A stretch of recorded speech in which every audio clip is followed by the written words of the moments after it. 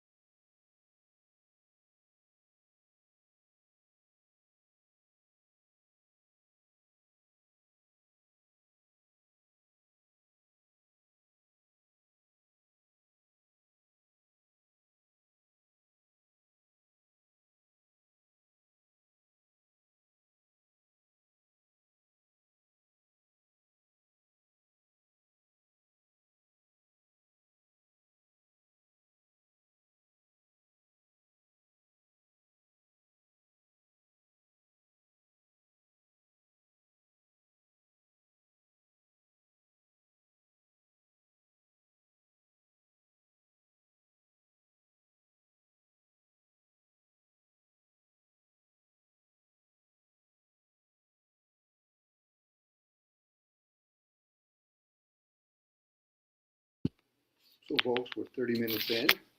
I'm going to hold space for another 90 more minutes. Once again, if anybody would like to come up on panel so we can interact with each other, have spiritual talks, or even in chat. I've posed a couple of questions for, thought provoking. If anybody wants to, maybe chime in on those things, please share. Again, I'm just going to go silent and wait for anybody that wants to share, whether verbally or typing.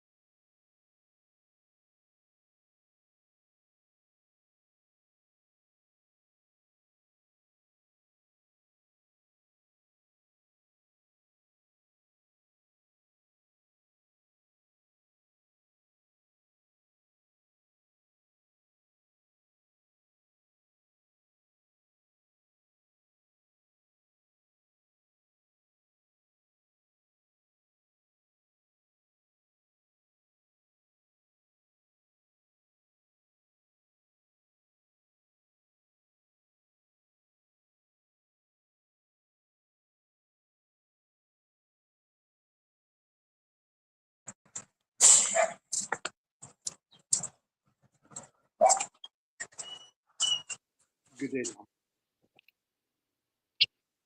Hello. How's it going? It's going well, actually. Hope it's going well with you. Yeah, it's all right. You make it sound like you forced me, Tom. Okay, I'll say it's all right. Is there things not going smoothly, or is this part of life?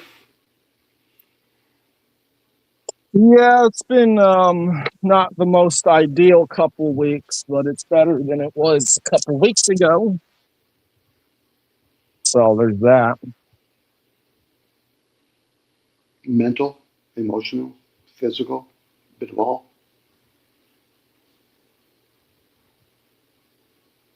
It's just If you want to share, Tom, you don't have to.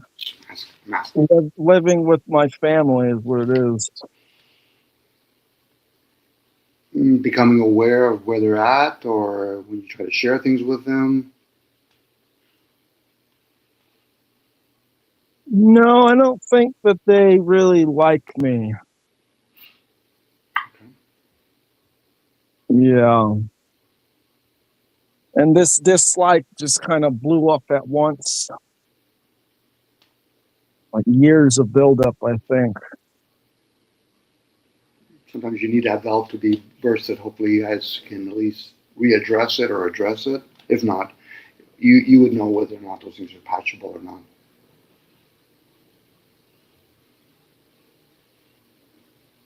No, I don't think it is. Yeah, no.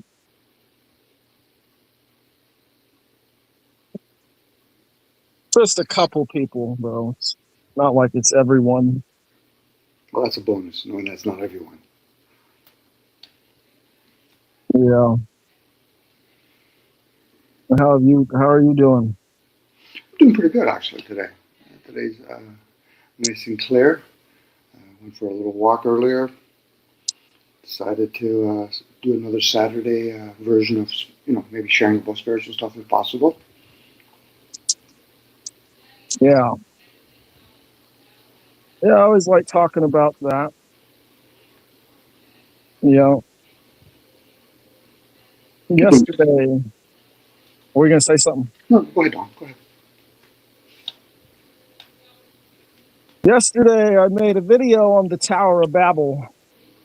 And there's a lot of spiritual stuff to get from that story. And right now, I think it's still fresh in my mind. Yeah. On the story, you mean? How Babel? Or how it makes a person think or feel about it? All those things. Yeah, I talk about all those things in my video. I think that the biggest thing it comes down to is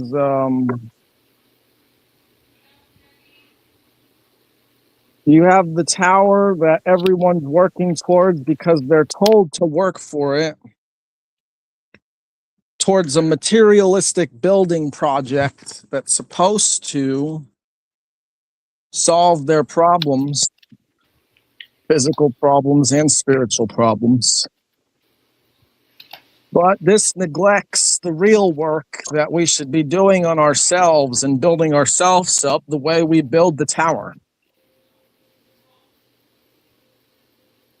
That's basically what it comes down to.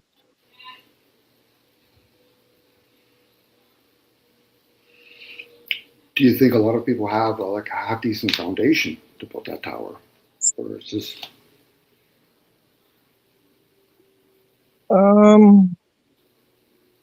It's a good question. Hmm. Well, the foundation for us, as I express, is basically our thoughts and desires. And I read some chapters from the Apocalypse of Abraham, where God is showing Abraham the picture of humanity from the time of Adam and Eve through the end times And God is showing Abraham what will happen of his descendants. And one of the first things that God shows to Abraham when they're in the garden, Adam and Eve, when they're eating the fruit, is he shows Abraham, Adam and Eve eating, and the fruit, and I'm sorry, the snake there, the serpent, who he names Azazel in this particular text. And basically, God says that they made him angry because they chose to eat the fruit with Azazel. And then Abraham asks God, so if you knew this would make you angry, why did you even allow it to happen in the first place? And then God says to Abraham, he says, basically, I gave them dominion to do anything, any number of things they could have done. But they chose to have false thoughts and empower false desires and eat the fruit which comes from them. So the snake is our thoughts. They latched on to false thoughts and they ate the fruit, which leads to impure works and actions or deeds in the world because the fruit is a symbol of labor. I guess now to entertain the story, the serpent. Let's play with the serpent. When the serpent said to Eve, did God say so? That's a yes or no. Actually, Adam wasn't talking to God. He was talking to the fallen one, Lord God. This is why it was spoken that now he's going to become Lord. As much as Adam died a physical death, he didn't die a spiritual death.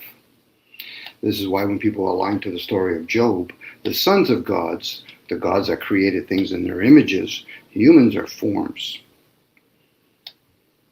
Again, it's one of those stories. If you go inwards, you realize the serpent was actually just trying to be clever. When it said, did God say so? The answer is no. God never spoke to them. God creates things, doesn't form things. This is why when they talk about entities, they've fallen. They've fallen from their spiritual state down to their material state. There's the sin, missing of the mark. To be of service. But for most, they're not of service. So therefore, the Lord God, you could try to at least practice to be of service to humanity as they go around trying to affect other things that the gods have created. Again, those are stories. It's good and evil, spiritual material. Most people will lean towards the evil aspect of the world, hence the material part, because they're caught up in their senses. Now, it's fun to play when you merge them both together, hence the energy of number 9. But for a lot of folks, it's what's consistent in their sight is the material. And then the senses, maybe they're thinking and they're feeling. Maybe they question, how did I learn how to read or write? And why do I read and write only from left to right opposed to right or left? Should I be taking information in a scroll form or a book form? A lot of scholars play those games, which is fine. But that's not really going to give you any sort of major revelation. It might give you concept of answers. Even in the book of Revelation, they were talking about things in the spiritual and not in the material. And would they want to serve that entity day and night, giving them a knee, which is fine. The adversary's here. We can even bring in the Inky story. Why would you want to form something in the Garden East of Eden? What was the name of the garden? I don't know.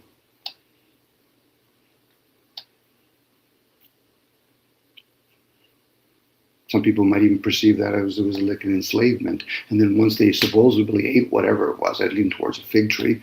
But now you have to have offsprings. Based on the story. Especially if you want to read it and then meditate on it, go inwards and say, okay, that's interesting. I never thought of it as gods and lords. Why would a god want to have to rule when it's a creator? Probably doesn't even interested in owning anything. It's not like as though humanity can actually do damage to this realm. Anyway, those are my my little senses on those kind of things based on a story, and I'm giving another version of a story. I think it's good to take the stories and try and compare them with the older writings and try and figure out what's going on. And also, I would say, and something I point out is that there's multiple ways to interpret these stories that are all correct. And I've basically broken it down into categories and layers. The layers, they're the exoteric and the esoteric. And then at the heart of these ideas is the truth, which they're trying to communicate, or maybe in some cases not trying to communicate and trying to obfuscate. And then the categories would basically be like historical, allegorical, moral, and physiological or astrological. And the Orthodox Church has a method that they call the quadriga. And the quadriga is a fourfold way of interpreting scriptures because they acknowledge that the scriptures mean multiple things simultaneously. But a lot of people are stuck on literal interpretations. Like if they read the Garden of Eden, you'll have people who believe in it literally. And then you'll have people who try to disprove the Bible by only focusing on the literal interpretations. And when we do this, we're just missing the deeper spiritual meanings that they're communicating. Mm-hmm. Well, it would be no different people trying to ping pong or debate back and forth how Wi-Fi came to be. It would be a lot of speculations. But again, different languages have different kinds of interpretations. So English is more of a meaningful language. Greek is more of a comprehension language. So if you were going to read the book in a Greek language, you'd be trying to comprehend it more, hence philosophy through that. But the English one, you're going to look for the different variations of meanings to it. That's why people say it's a meaningful kind of way of reading things. And even that, would you perceive things differently if you were, scrolling from bottom up and vice versa? Again, that's all entrainment. You're all in the mind being entrained. And if a person is going to perceive it as the truth, then you can also have to perceive it as all deceptions. Especially when the truth will set you free from what? Maybe from all the illusion that you're playing. Maybe. That's a possibility. It's usually the guy that says, I know for sure. I said, okay, so how did you learn the language? Where's there? Where are thoughts? You can pose possibilities. It's usually the guy that thinks he has the answer. I said, let me sit down and get some popcorn because I'm going to be entertained. And I don't mind being entertained because I'm doing the same thing right now myself. I'm entertaining with stories. Whether these things did or didn't happen, me and Dom saw an alien and we're trying to explain to other people, but the best they could do is either trust Dom and me or have some sort of faith, but they didn't get to experience it. So the word alien is no different putting the word Muhammad or Jesus. The words. And if that brings value to somebody, which is faith, for a lot of people it's blind faith. They want to say the word faith in vain. I said, but faith would mean that you've never seen it. You could speculate that maybe the gods, the aliens, reptilians created the sun and the moon, hold back the waters from the earth's surface. You could. And then people will use, well, religious people say this, and then they use other words. Science says this, scholar says this. It's still all human behaviors. At that point, a person can humble themselves. I don't know. There you go. But if you did know, how would you apply discernment to it? How would I know for sure a character like Jesus, let alone he's something that somebody else probably plagiarized, said, love thy neighbor, and you realize you've never been outside the vessel. So who's your neighbor?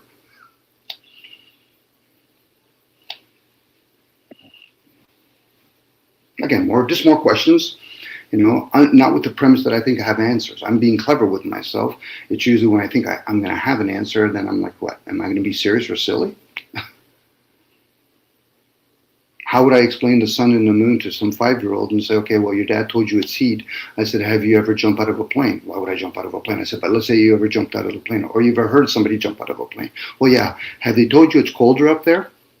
Well, yeah. At that point, a child should be a spinning wheel. I don't get that. That makes no sense to me. I said, there you are. It doesn't make any sense. And when we're having spirituals talk, we almost have to go beyond the sensories. It's usually when we bring it back down into the earthly pain, or we manifest it in the mind, then we kind of lose it. I'm like, okay, so me speaking out loud, am I playing the fool? Yes, you are. No, I'm talking about me at this point. But I need to hear it. Because not always I hear characters like you, Dom, or other people that share information, which I appreciate. If not just for the craft.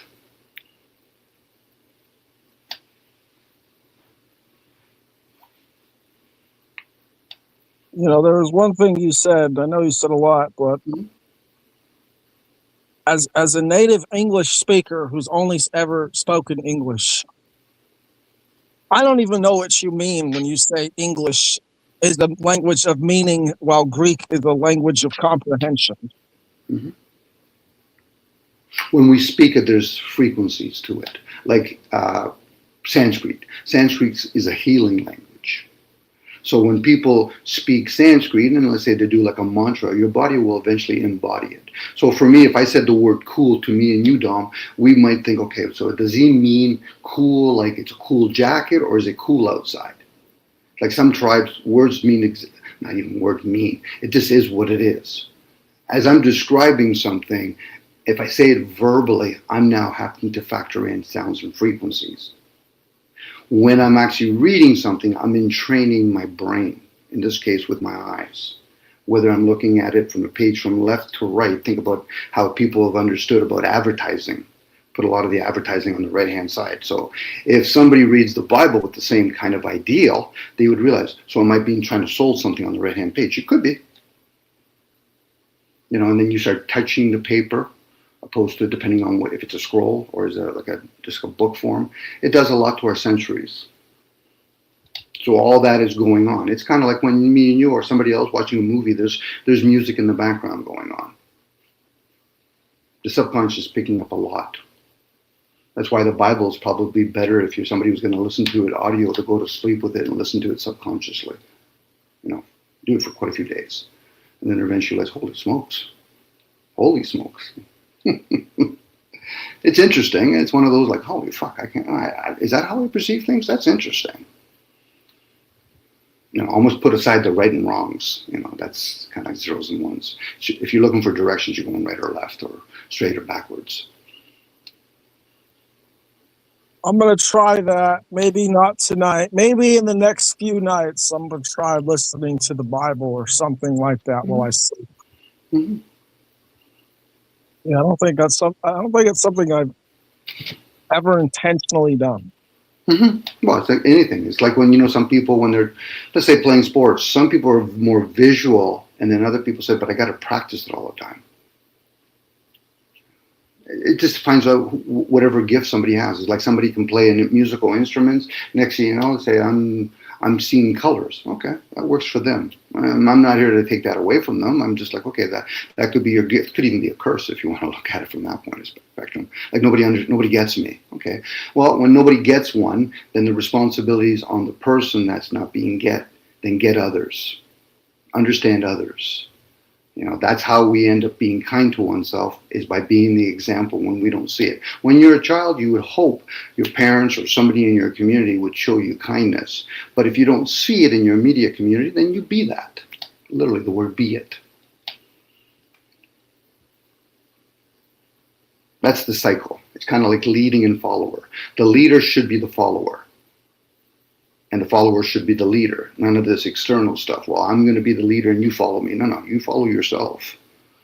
If I choose to come there, it's because I choose to come here, not because I'm being told to do that. That's cult-like behavior, by the way. And a lot of people have been indoctrinated and they follow cult. It's not a bad thing. It's just you're giving up something in exchange for it. It's like me and you. We probably give up our energy for a piece of paper.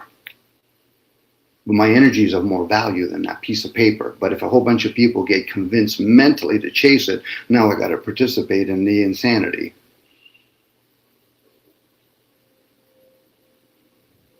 Yeah, absolutely. Yeah. And the insanity in that point is I'm doing, was it the same thing, hoping for a different result? Like I think the money's going to do something different for me? No, it is what it is. Now they can say, yeah, but somebody else will do something different for the money. I said, but they got to be conditioned to do that now.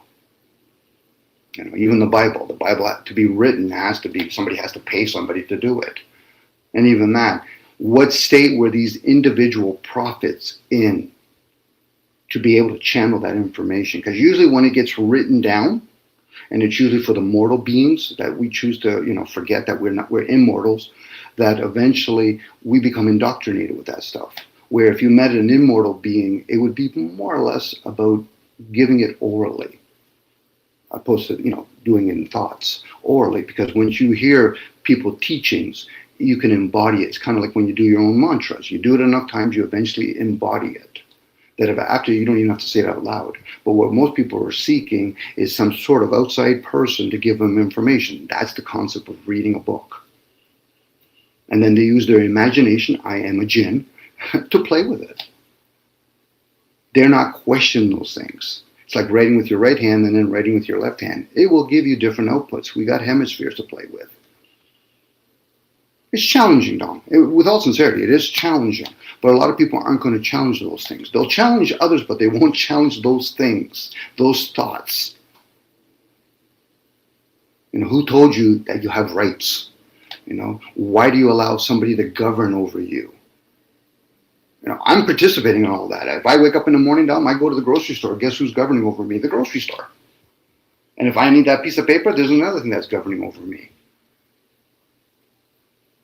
They're not actually abstaining from all of that for a couple months, a couple years. Holy, how do I participate now? Especially in civilization, how do I participate? If I can live out in the woods, then I have to deal with another thing I got to deal with. I got to now be interdependent with nature. And nature can be kind of cruel, in my interpretation, coming from a comfort position. I'm going to set up a tent. Well, who gave you the tent? I'm living off grid. Really? You're living off grid with that truck? I don't think you're living off grid. But hey, carry on with that. More insanity. But again, that's more the physical. The spiritual will be, do you question those things? A person that defends and attacks don't question things. They're too busy trying to justify things. I might challenge the words we use, Dom, but I'm not here to challenge you. Right.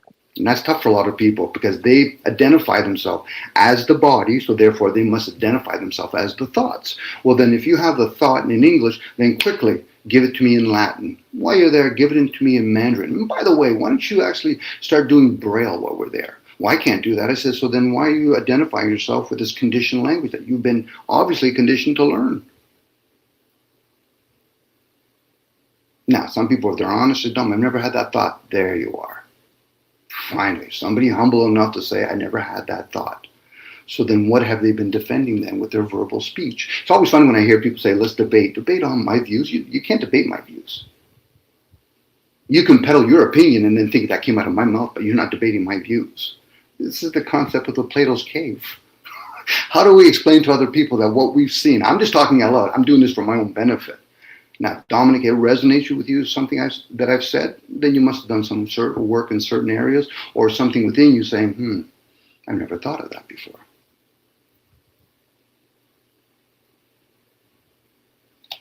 Well, I agree with a lot of what you said. And one thing you were talking about was people challenging themselves or failing to challenge themselves rather and choosing to challenge others. And you also talked about nature and how nature can be dangerous or hard. And one of the things that we can do to challenge ourselves would be to actually just go out and try and live and coexist with nature, which is a dangerous place. And it's a place that a lot of people fear. But I think that this fear, it creates this false sense of what the world actually is, which is that you are the person who governs yourself. Because when people give in to fear, then they're more likely to let some other people or whoever, use some sort of language to convince them that they should be their authority in their life. And then now they're granting rights, like through liberty, through laws, right? And so now the collective is giving you as an individual a set of privileges that they approve of when they themselves aren't even challenging themselves the way that they probably should be or could be. And if we learn ourselves, I mean, I would say that, challenging yourselves physically can be a form of spiritual work, just trying to do something that you don't want to do, but generates good things in the world. And this does come down to thoughts. But ultimately, I think it just comes down to aligning our thoughts with nature. And if we do that, we'll have a much easier time finding ourselves. Because nature's language is universal. You would hope so. Again, language, thoughts is the language of consciousness. What we do is called afterthoughts. We speak and we write things down. But yeah, you would hope that people would challenge themselves. Nature, as much as I say it's cruel, it'll probably make people more realize what they're really into, what they're under, their comforts and their desires. Most of us are. It's a simple wake up in the morning in a heated apartment or a house. You go downstairs. Maybe there's a bus for you there. There's a car for you. You got to go to the gas station. You go to the grocery store. You're somebody else's property at that point in a twisted way, because all those things are given to you at a cost. So the illusion of freedom doesn't exist. It's effort. And at that point, a lot of us, we wouldn't even know what it is if we met a sovereign being. Something inside of us, it might resonate, but really to say, so he's living off grid and he's building his own house. He's feeding the chickens. He's grazing all the other animals. He's growing crops. He doesn't have Wi-Fi. He doesn't have a truck. Now, other people might turn around and say, yeah, but we should have those too. I say, but where's the example of the merging? A lot of times, a lot of people take for advantage. There's a tree in a major city. It's just, yeah, but it is planted. It's for backdrop. They're not understanding. Okay, then if those are valuable, shouldn't we be growing fruit trees? Well, that wouldn't help the big corporations that are trying to sell you fruits. That's where we're at. If we're being honest with the state of humanity. Now, for a lot of people, they can quickly jump back and forth when it comes to the state of humanity because they've never really investigated themselves.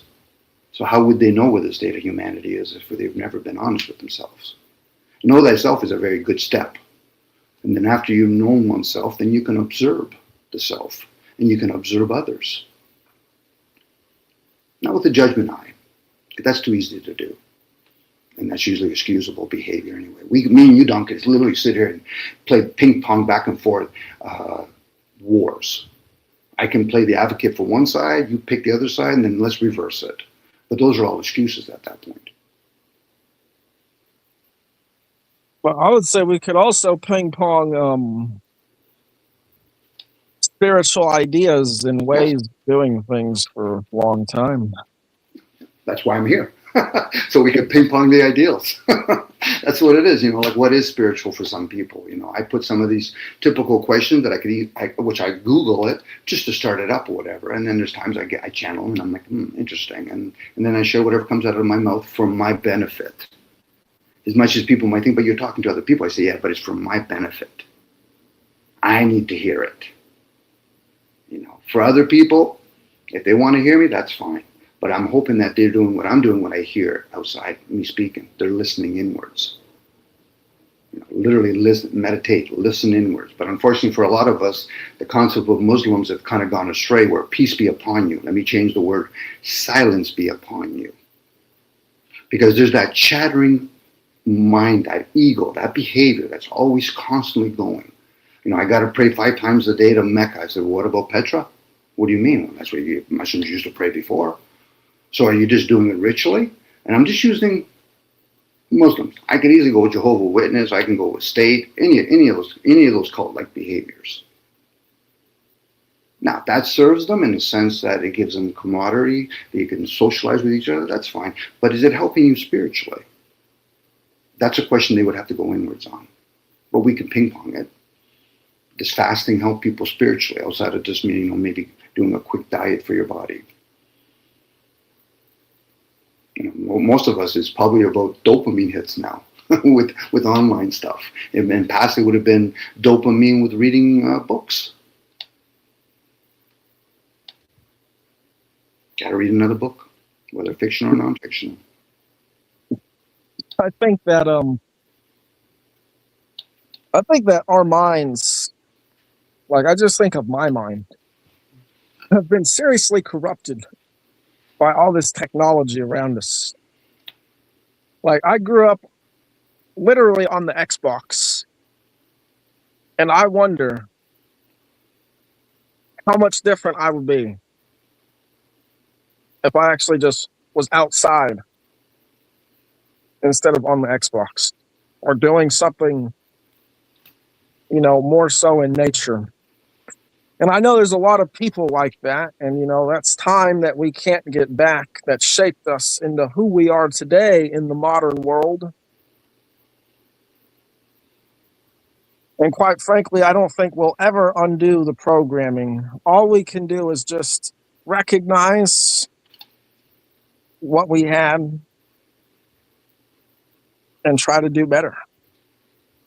Yeah, be the best version of yourself, whatever that is to that person. Yeah, but I say that because I think that those sorts of things are going to probably define my generation, and that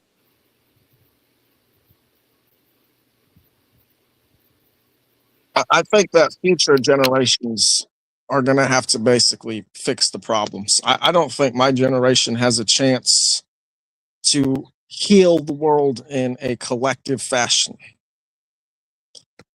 I think we could start the path towards that, however. If we plant seeds, they'll grow into something great.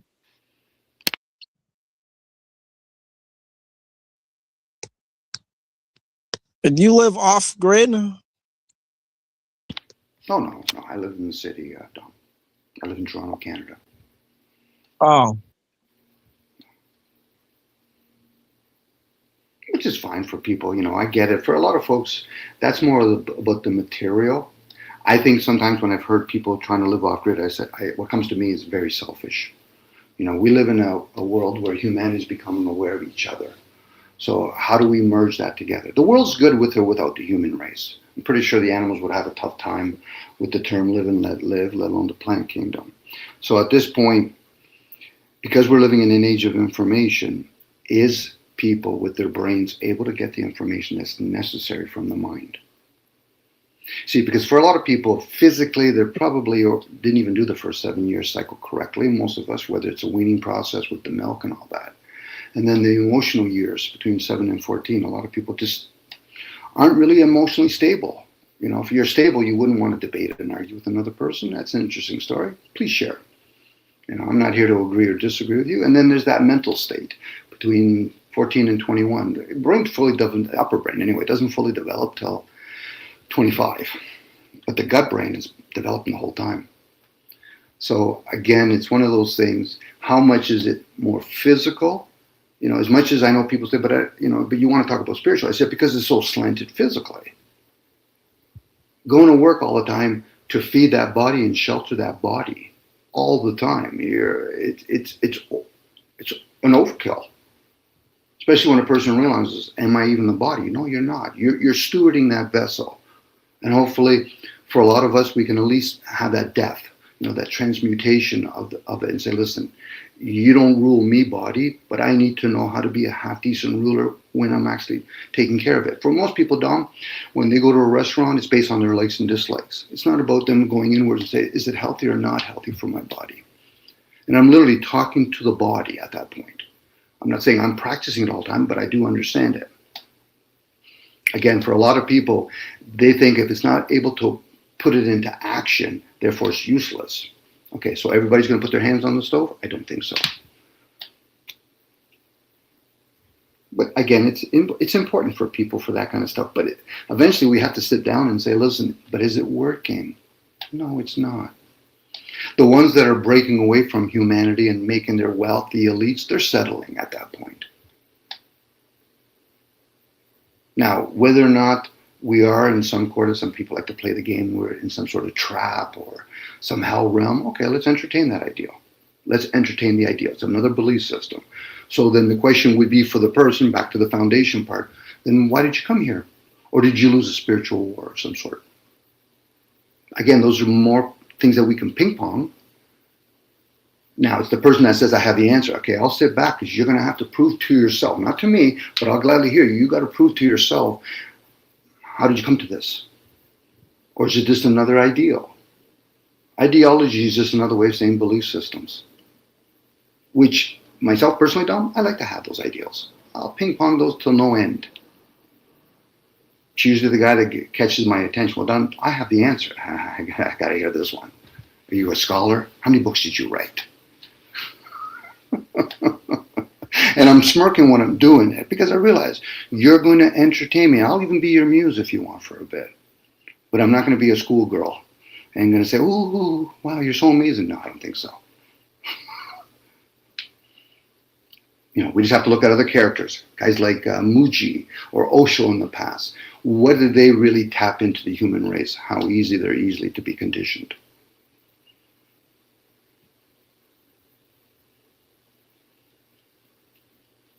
What would religion do is an example if they didn't have to do all the rituals?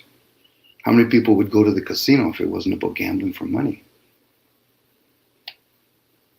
Let alone state. What are people really saying when they're trying to cast their vote for liberal, conservative, democracy, capitalism? What are they really saying to themselves? Because you did mention earlier about governing the self. How many of us are truly trying to govern ourselves? I'll throw myself under the bus on that. No, I'm not.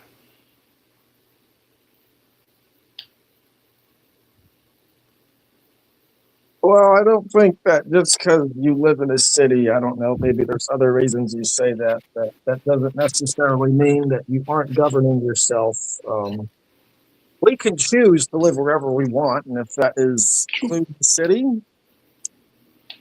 we still have total agency over our body. We just have to conform to the survival and legal demands of the city. Mm-hmm. No, I'm with you, Don. But at the same time, if people start understanding energy and all that, I said, okay, so what am I really doing in my body? Not just what I consume, but if I present myself to Wi-Fi or radio frequency. By the way, Don, you're an electrician. I'm talking about me. You line a whole house with electrical wires. What do you think you're doing to your body? You're eventually going to put some bodies into disease. So are we truly stewarding the vessel with awareness? I give kudos to the guy. Say, yeah, Dom, I know I'm actually going to be a diabetic, and I'm going to probably have my cancer cells get activated because I'm in this. Yeah, those are the rare characters. But the most people are going to say, oh, I can't believe I have cancer. No, your cancer cells got activated because you put yourself in harm's way in some sort of environment. I get the ideal, Dom. We didn't have all this technology, whether it's PlayStation, whatever, and next thing you know, you're out there playing and just ignoring in an age of information, all that information. At that point, we might as well burn all the books too. At least we start from scratch. At least people can actually start thinking and feeling, but once you've entrained a species to read or write, you've already dumbed them down. Yeah. It's cruel to say. I would like to think otherwise, but then again, I would be wishy-washy in that. I'm like, okay, so you want me to tell you what you want to hear, or how I perceive it? Because I'm not saying I have the answers. Shit that comes to me, I'm like, how do I share that? Just out loud, Dom. Now, the people that want to argue with you, I'm like, Excuse me? Why are you arguing with me? I'm nobody in the equation. I'm just one individual. I'm not the one that's fucking building tanks. I'm not the one that's polluting the air. I'm participating, but I'm not the one. You know, until a person can rip a hole in themselves, patch themselves up, do it again, rinse and repeat.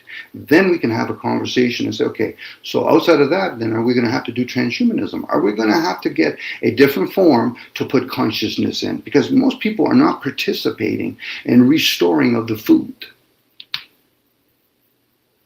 And a guy that tells me, well, Dom, I go to the grocery store, I said, and you didn't even actually invent and circulate the money outside of just going to give up your energy for that piece of paper. You know, the war that most people talk about ending, we know the characters we are talking about, is an internal war first. That revolution from within, when you can truly challenge oneself in thoughts and not be disturbed by it. It's usually fun when I have conversations with my buddy Dom, and sometimes they want to move. I'm like, but this is a mental and emotional conversation. Why do you think you need to use your body as a vessel, as some sort of weapon now? Because, you know, obviously we can read body language too at the point. I'm like, you're not comfortable with this conversation. That'll be like talking about demons when nobody's ever seen a demon before. And then they use the word aimlessly. Well, he must be a demon or an angel. How would you know? Most people don't know because they use belief systems. I read it in a book. Oh, you read it in a book. You just taught me you know how to read. The things that we're talking about right now, I'm sharing that, it's spiritual. It's all in those thoughts. Okay, so I've never thought of that before. Or if I had thought about that before, then why do I use it as a weapon? People use the Bible and the Quran like it's a weapon. I read the Bible. That's nice. Did you read it upside down? Did you read it every third page? But what most people do, they quote the Bible like they're working at Home Depot and say, listen, where are the screws? Aisle 4, top shelf. Okay. Thank you. I appreciate that.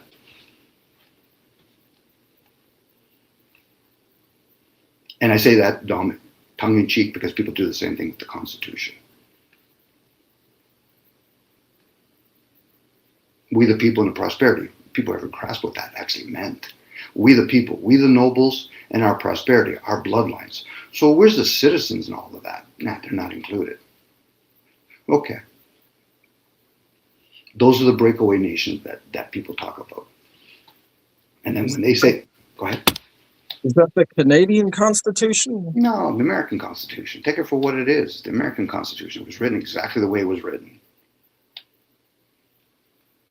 Still under the British Empire. You just go find out all the allodial titles all these club members have. You'll realize actually who rules that land. They don't own it. They rule it. Now you can even get into the Asian market or the Indian market. They just hand it over to the people that look like them, but they're still ruled by the same empires. Not nature, but the humans that choose to congregate in civilization. That's what they rule over. Now, a person can say, yeah, but I don't believe in the birth certificate. I said, well, if you think you're the body, then they've got you. They're ruling over the body, not who you are. Unless you want to be trapped and think you are the body. It's like, do you peg down a mother elephant or the baby? You peg down the mother and all of a sudden that baby runs away, you'll see how quickly that elephant will run. And vice versa. But for most people, they forget.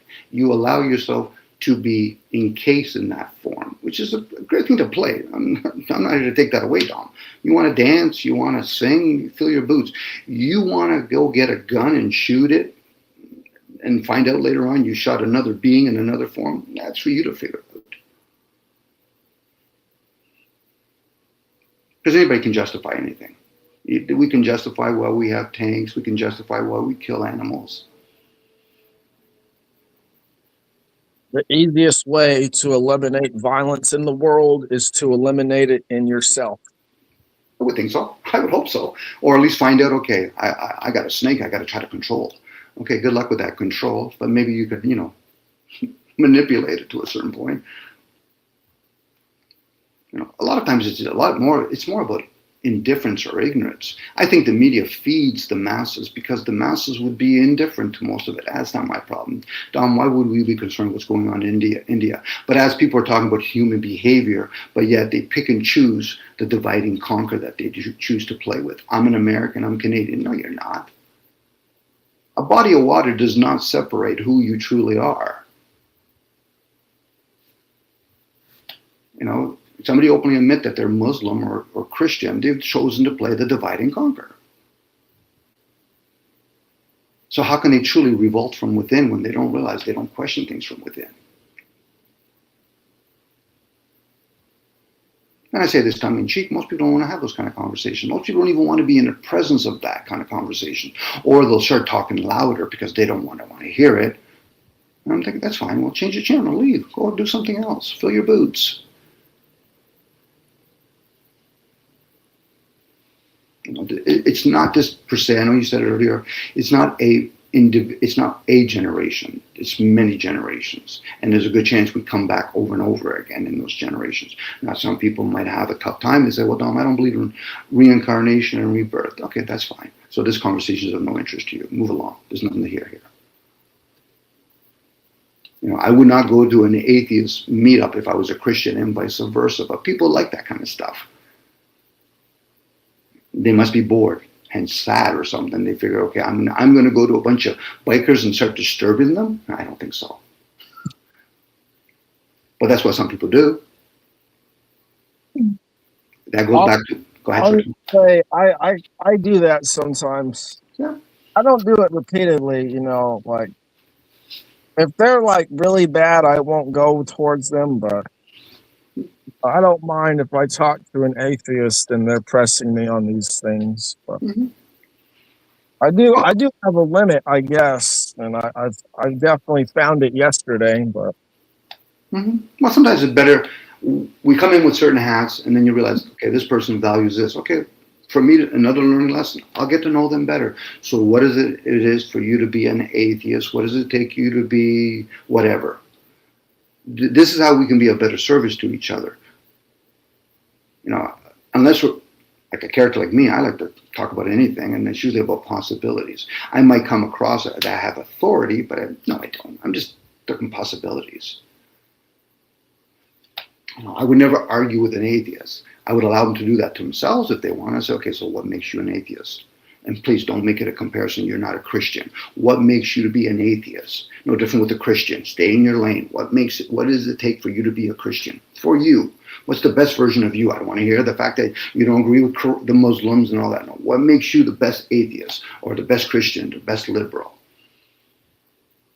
This way, when a person says they understand, they literally understand. It's not my responsibility to understand them. The word gives it away.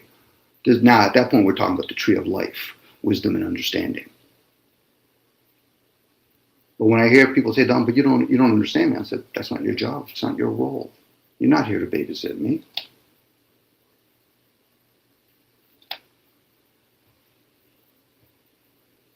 Because then we have all these subdirectories. Okay, I'm an atheist. I'm a liberal. I believe in unions. Like there's so many subdirectories going on at that point. Do you have the toilet up or down? The seat up or down? Do you have the toilet paper rolled up or down? Do you leave your glass up or down in the cupboard? Like there's so many stories we could talk about at that point.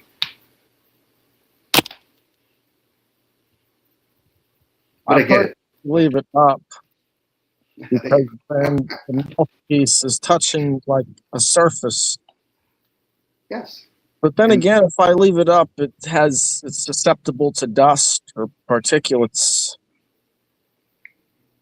There you go. See, we can always justify our behaviors. There's no right or wrong in that position. But for you, it might bring value for what you do. And I'm like, yeah, either way. I might put it sideways. I wash them anyway. It's like the kind of do you make your bed when you leave it? You should interpret it. You could have people that are atheists break up with each other because they say, listen, what do you mean you don't make your bed? These Christians do. Okay. At that point, I'm having fun, Dom. You know what? Yeah.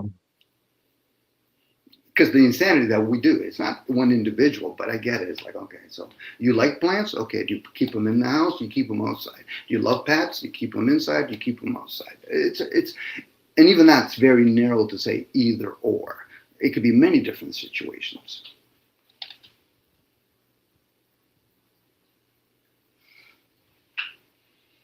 Yes, there's many possibilities that anyone can do in their lives. Mm-hmm. And I think that the value of our lives comes from finding a way to maximize or find or discover the possibilities which are most empowering to ourselves. And this is only a path that the individual can make for themselves. No one else can find the path for you. You have to find your own path amongst the limitless number of things that you could possibly do at any time. And So true, Don. you talked about the tree of life. And this is something that an atheist was talking to me about, although we weren't talking about the tree of life, but you just talked that it represented understanding and wisdom. Mm-hmm. Yes, it did. And these things, to me, they come from, it's basically our senses and how we experience the world. We have a certain way that we're always going to be, a certain essence to ourselves, if you will, a certain individual or individuality to our spirit or soul. However, largely it's our experiences in life that shape our understanding of the world, which then shapes our actions of the world or our wisdom. And one of the things someone was saying to me was, because I said that knowledge is dependent on cognition, which is just basically we sense the world around us, our brain processes this information, and we internalize this information. And he brought up a priori knowledge, this is something Aristotle talks about. A posteriori, I think that's the other one, is basically knowledge that we get from experiences. But a priori, they say, is knowledge we don't get from experiences. And the reason I don't like separating these two like that is because if we look to the tree of life, like you just described, it has a root. And the root would just basically be how we feel and learn the world, which leads to our understanding and wisdom. And a priori knowledge, which is just basically our logic, which is basically we have logic and we can make we can analyze causes rather than effects. So we can think of things before they happen, of what likely they will be. And they will assert that this is not based on our experiences in the world. But as I said, that we have a certain essence of individuality to ourselves before we're born that we carry through life. But we are still largely shaped by our experiences, and this is what strengthens our logic. And this is what shapes our logic and our intuition. They typically always negate or never talk about intuition, but they love logic. And then from here, we can form from our sensory experiences that shape our logic and intuition. Then we form a priori assumptions. Then we can come to understand the causes of the effects before they happen. And I think it's reflected in the tree of life. What do you think? I use the concept there's cause and effect and there's side effects. What the cause is would be where did language come from? Most people wouldn't know what that is. So most people play in the effect and side effect. So when it comes to logic, the sensories, this is back to what we were talking earlier, listening to the Bible when you're asleep. You're playing with a different program now at that point. There's something within us that's by far more greater than without us. So the conscious state plays with a lot of the sensories. That's the consistency. You wake up in the morning, you're going to play with those senses. And then the experience comes from those things, but we observe way more than we actually experience. This is why when you have example, a person gets violated, next thing you know, they can describe exactly how that person looked like. But at the time, they're like, but my conscious didn't pick that up. Your subconscious picked it up. If it was solely that we were just totally experienced people and we didn't like entertaining TVs and watching sports, I would be with you. But we're more of the observer. When you see a sunset, you're observing it. Now, some people might skew and say, but I experienced it. I said, your surroundings, you might have touched a tree when you're actually looking at the sunset, but you're being the observer all the time. This is the part when we tap in with who we truly are. We can use it for external things, external things, but we can also use it more times than not, and it more benefits us internally. So as I observe the world, which I'm not, I'm just observing aspects of it. I'm seeing it through these eyes, but there's another eye I'm always there. It's interpreting everything. It's like memories. Where are they stored? Are they stored through the blood? Are they in thoughts? It's kind of like we're trying to depictuate ourselves in this technology. You got a computer, and then you have a software running it. People are calling it AI, which it isn't, because it just doesn't have the ability to question itself. It can mimic us at best, but it can't question itself yet. But we have that ability. We can question things. We can even feed this vessel. Again, that's where we limit ourselves down. In a long way, the experience has its place, but that's not the be-all to all things. And this is why when I hear you or somebody else, to me it's a story, because I didn't experience it to you. But I can also say, it resonates with me because I'm always first and foremost the observer. I don't actually have to experience putting my hands on the stove to get a grasp of you burning yourself by observing you. That's where wisdom comes in at that point. Not to take away from the fact that that person's become wise from putting his hand on the stove. If that's the case, then we should put value to everybody that became a diabetic. Opposed to, no, I've learned from one or two, so I'm going to try to prevent that for my betterment of my body. I'm not saying I'm doing that, but others might. This is when we respect each other. Because when people put so much value on experience, that is why people argue with each other. Yeah, but Dom, you didn't experience it. I said, I never said I experienced it. Well, then you wouldn't understand. I said, I thought we were talking about the tree of life, wisdom, and understanding. You're talking about the tree of knowledge. That's judgment. And the people that actually understand this stuff, people that are in theosophy, esoteric, and all that kind of stuff, they're students at that point. The ones that become teachers, I said, no, you're not a teacher. You can have some teachings to offer, but you're not the teacher. Teacher's from within. And that could be anything, anybody. We put so much value on the physical. The person figures, well, that person's died. No, he just moved on. He could still be in the spiritual realm. You could still call them up if that's one of your abilities. Isn't that what, was it Peele, one of a book, Think and Grow Rich? That's what he was talking about, calling in a whole bunch of beings. Now, some people might not value that. I say, okay, move along. There's nothing here. Even though you say the word human being, I'm not saying you don't, but people say the word human being. I'm literally talking about being. The human part is the mortal part. And we talk about morals. What are the rules and what's the do's and don'ts with that body? Because I wouldn't want that done to me. And the ones that is, I say, okay, at least be open about it. Okay, so you think manipulating the body is important for you? Okay, stay in your lane with me.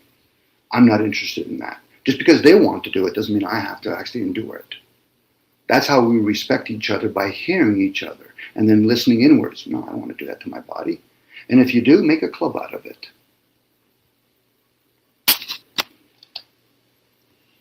Well, I agree with what a lot you're saying, but I would like to clarify why I say that cognition and then sensory input to me is the same as experience or feeling, right? To me, observation is an experience because everything that we do in life with our body relies on touch. You know, like right now, I just touched this leaf on the tree next to me. So that's a form of touch. But there's also other types of touches like sound, touching your ears, penetrating your eardrums, and being decoded by your brain.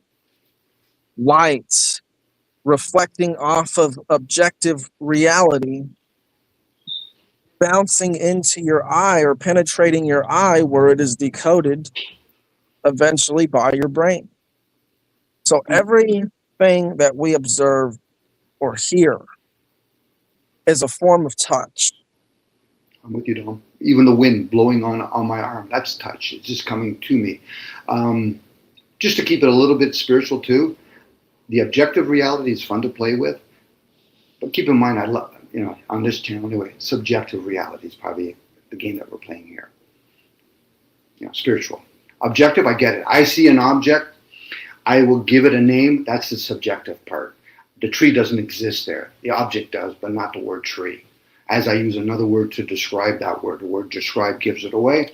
I can use it in Latin. I can use it in a different language. That confirms it doesn't exist there. I'm using words to describe things. That's the unknown manifesting itself into the known. That's where you get the concept of mind over matter. We're not the mind. We get to use the mind. We have brains. We're receivers of that information. So objective reality is to stay back into the material. Subjective is to include the unknown. So subjective would be all the different thoughts we have. And then we share it in words, such as rock, sky, sun, moon, and then even that. The sun, at one time they called it Horus, another time they called the moon Luna. We used to have different kinds of calendars. Hey, by the way, Don, we're going to change from April to May next month. You guys have to live with it. We meet at the end of the month? No, we're just changing it today. That's an easy change. That's why COVID wasn't a very challenging thing to be done to the human race, even though there was a lot of agendas attached to it. Reality is very subjective. Is reality the object you see? So then if that's reality, then what are thoughts? Where are thoughts? Where's air? How did Wi-Fi came to be? Again, those are a lot of things that people can probe. And I say, okay, but if you can't get there, then you don't really know cause. Like, I think it's erroneous for humans to use the word cause and effect. Be better suited to say effect and side effect. It's like saying the main directory. I said, but who created the directory? I don't know. So then how would you know? It takes a lot of humbleness to admit that one person doesn't know. But if you did know, then you have to apply wisdom and understanding to it. To me, knowledge is the child to those things. But for most people, they use belief systems. That's a stumbling block to knowledge. It's like hearing people talk about whether they didn't go to the moon. I said, you have to entertain both in the same head. Whether they did or didn't go to the moon, how did it serve you? Well, it didn't, so then why are you talking about it? Well, I think they're lying. How would you know? You don't know one way or the other, so how would you know?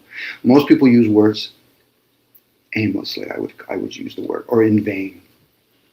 It's like the word God. Most people use it in vain. If you truly value, I'm not saying you're dumb, but if people truly value the concept of God, then why do you need to speak it out loud? Are they trying to form more cult? Like I'm selling a new vacuum, so I got to try to sell you something. Well, I have a concept of God, and it kind of relates to what we're talking about, because to me, reality is objective.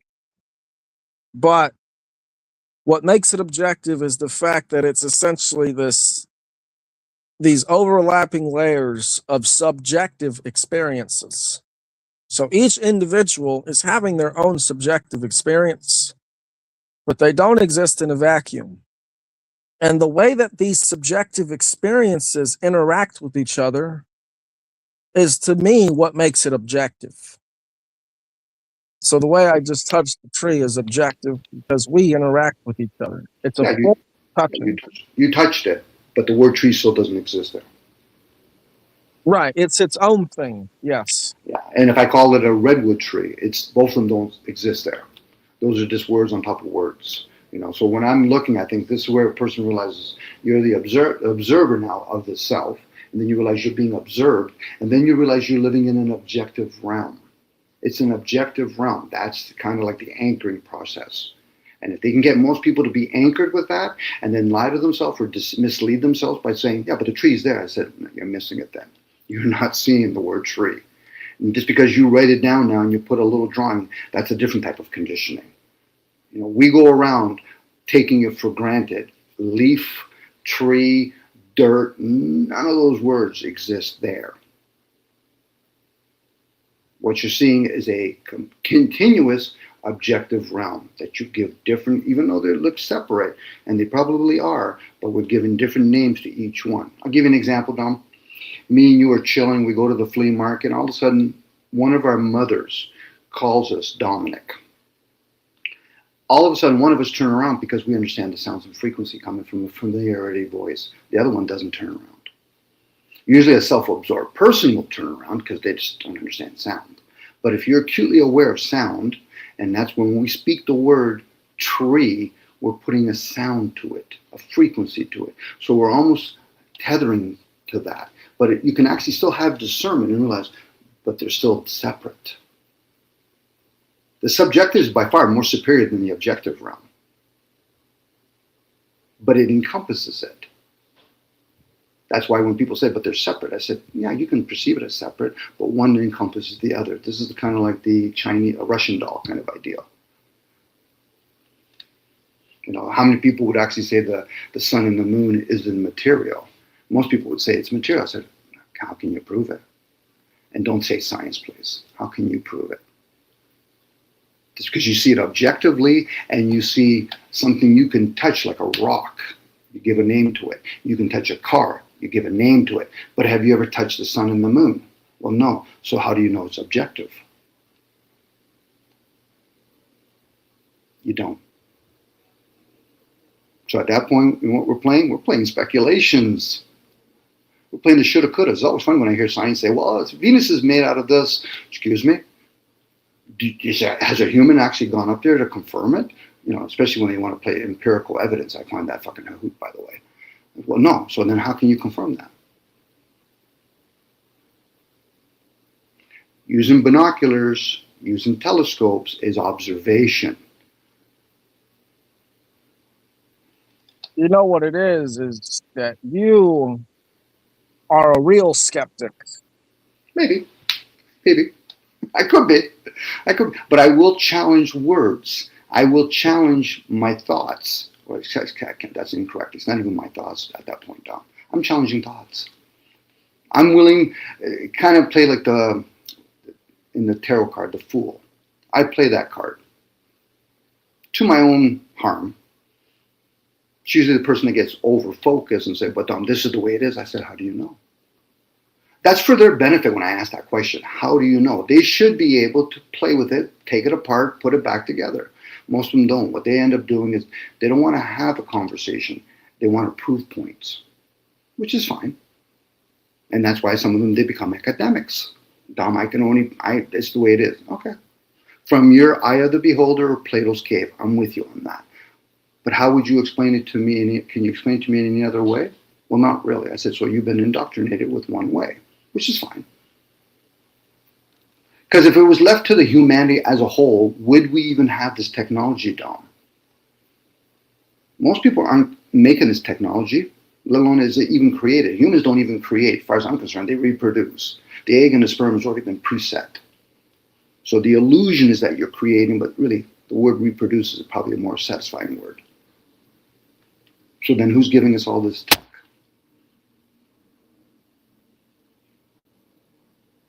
That's philosophy. What part? Who's giving us what? The tech, all the technology, cars, steel, how to, the alchemy of steel, rubber, the languages and all that. That is actually what philosophy is. What most people do is they judge. That's not philosophy. Now, if you want to know how things come to be, that's scientific. The whys is, why do they come to be? That's love of wisdom. Sophia could push you down in that goose chase. But if a person goes in it thinking they have answers, then you're not philosophizing. And telling me Socrates or Kant is not philosophy, that's parroting words. That's, yes, that's I'm glad, something to remember. I'm glad you got a good chuckle out of that because it's true. Tom, I went to university, got philosophy. No, you didn't get a. No, you got a degree. Fucking. Come to me when you have 100 degrees, and each language is its own degrees. Each senses is its own degrees. It's then when you start probing things. Now, people might not be interested in that. That's why I say, move along. There's nothing to see here. You know how many radio stations there is? Move along.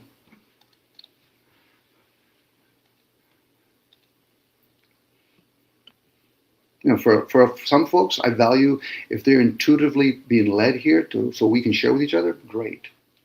I don't value subscribership. To me, that's another cult behavior. Subscribe to my channel, that's nice. You're going to allow YouTube and Google to rule over you, and then they're going to give you all the different policies, and then get upset when they say, well, but I have freedom of speech. Not on Google, you don't. You want that? Go get an A card, go in the government platform, and you can yip yap all you want. But don't expect any action to come from freedom of speech. That's why the military can do whatever they want, the military establishment, and the rest of the masses, they can talk and they can complain about it. The only difference is one is doing something, the other one's just talking about it. And right now, I'm just talking about this. It's not because any of this has to be applied into action, because then it would be kind of counterproductive to me talking about the spiritual stuff. At that point, that would be benefit for people that want to merge them together, the spiritual with the material. All the power to them. Those are the balanced folks. I've chosen to make this more about spiritual stuff. The material stuff, to me, at this point, it's what would you call it? I call it water cooler talk. That's a given. Go ahead. I'm into the balancing. Yeah, you are, Dom. I get that from you. I get that from you, by the way. Sorry, Dom. I do get that from you. You're trying to merge those, balance them together. My wife's the same way. I do my material things. I don't need to air that stuff publicly. That's usually a private conversation. But spiritually, I'll gladly talk about it in these type of platforms. I even will talk in some other kind of platforms.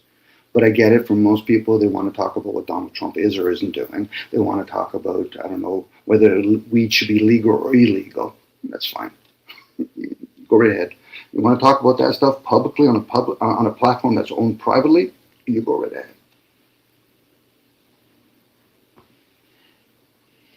But if any of these people think that they want to make a change with that kind of information, expect a pushback from the people that rule that stuff. Yeah. Yeah. Even just talking to people about these things. It seems a lot of people want to find disagreements. They do. Very much so. I do it with words. I do it with words, Dom. I challenge words, and it may come across I'm disagreeing, but I'm challenging words. When somebody says, if a buddy says to me, Dom, I'm making money, I'm time out. You're literally printing money? No, you know what I meant. I said, no, I'm trying to use language the best I understand. Did you earn it or make it? Because if you're making it, I want to learn. If you're earning it, I still want to learn. Or if my buddies turn around and say, Dom, I'm dating a chick. Time out. You're dating farm animals? I don't think a woman wants to be called a chick. And if she's okay with it, then I would be questioning whether she's a woman. Language is important to us, especially when people start realizing there's energy behind it. As much as people want to say, oh, it's spelling, it's a curse word or whatever, I said, then you have to understand the energy behind it. It's like numbers. Numbers have energy behind it. Forget about just the plug and play. 1 + 1 = 2. There's a reason why we use the number 1 plus and then 1 equal. All of those are different energies. It's like symbology. It's like each letter is a symbol. We have those symbols and those images in our head and how we interpret it. For me, if all of a sudden somebody gave me American Sign Language, I probably wouldn't grasp it. Or I would associate to some other kind of gesture. Is he trying to wave me over here? Maybe. Or is he using a different type of American Sign Language?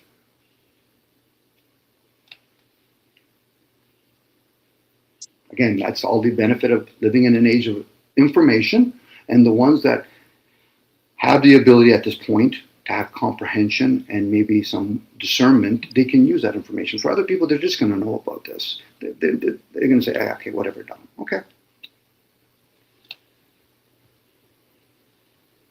Yeah, language is just different ways to describe the world. Mm-hmm. You're using the word describe. Yeah. Describe. It's always fun to hear the word describe. We're describing things. It's almost like we're giving each other subtle little hints, but for some reason it passes past a lot of people. They just take it for granted.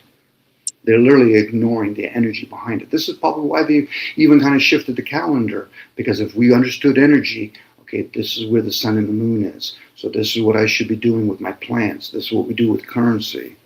That explains why they're talking about Mercury retrograde. But a lot of people, not a lot of people, but quite a few people are going to say that's woo-woo. I said, then how did Wi-Fi come to be? Wouldn't that be woo-woo?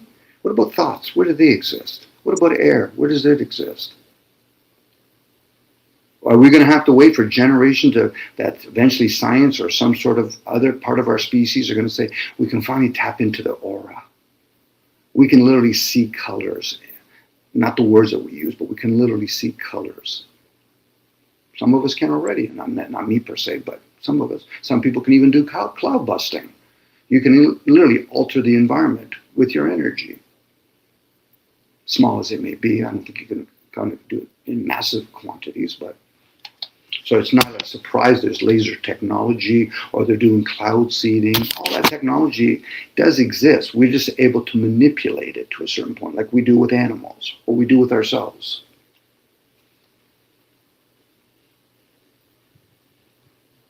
Yeah, there's a lot of ways we can manipulate the world around us with our energy, and we have a lot more strength in doing so if we come together. You would hope so. And, even the language, the written part of it, that's a form of manipulation because it does things to the brain, the upper brain anyway.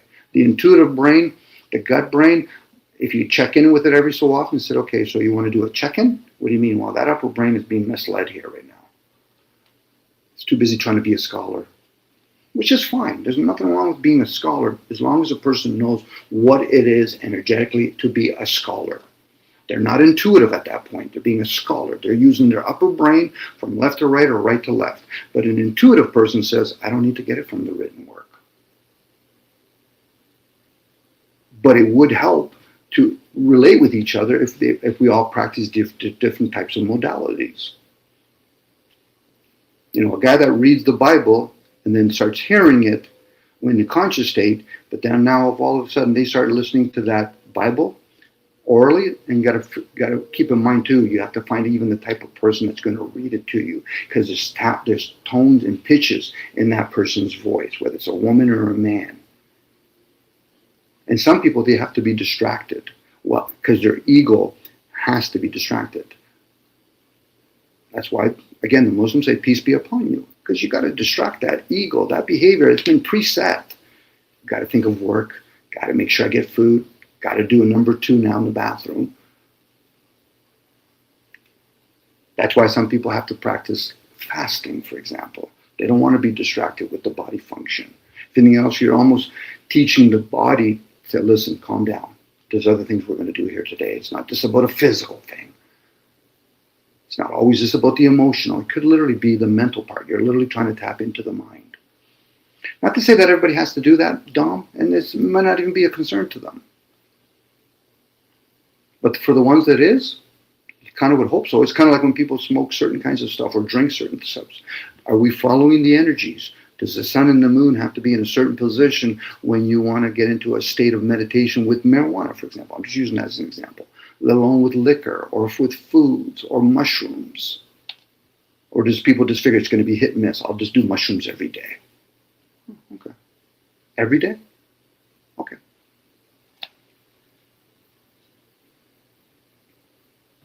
Anyway, Dom, I appreciate it. I kind of went on a little bit too long. I apologize for that. We're 5 minutes over. I'm going to be shutting this down. So again, Dom, thank you very much for coming up, by the way. If you want to say something before we leave, go right ahead, Dom, if you don't mind. It was good talking. I did make another video if anyone's interested in the Tower of Babel. And I do talk about the historical aspect of it, but I also at the end I bring very strong spiritual allegories for what it means.